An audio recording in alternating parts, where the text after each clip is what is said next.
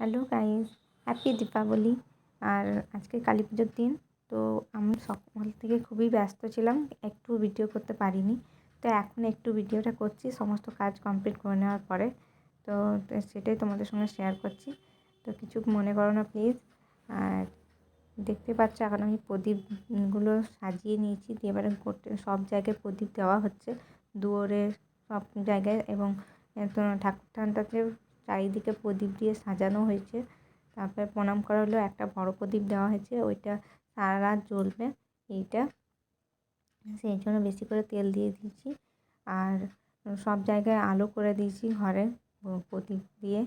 তারপরে লাইট লাগানো হয়েছে। সমস্ত কিছু কাজ কমপ্লিট করেছে, সব জায়গায় পুজো দেওয়া হয়ে গেছে কালী পুজোর জন্য। এবং আমি অলক্ষ্মী বের করলাম, ওইটাও করা হয়ে গেছে। তো ভিডিও করার কেউ ছিল না, তখন মনেও ছিল না। আর দেখতেই পাচ্ছ ছাদে উঠে তোমাদেরকে দেখাচ্ছি যে প্রত্যেকটা বাড়ি কত সুন্দর ঝকঝক করছে। তো খুবই ভালো লাগছে। আমাদের ছাদের লাইটটা জ্বালিয়েছি, তো বাইরের দিকে দেখা যাচ্ছে, এই সাইডে দেখা যাচ্ছে না।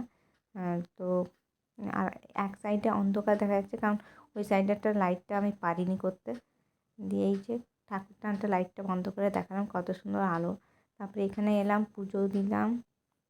এইখানেই সারা রাত পুজো দেখবো, তাই এখানে বসে পড়বো।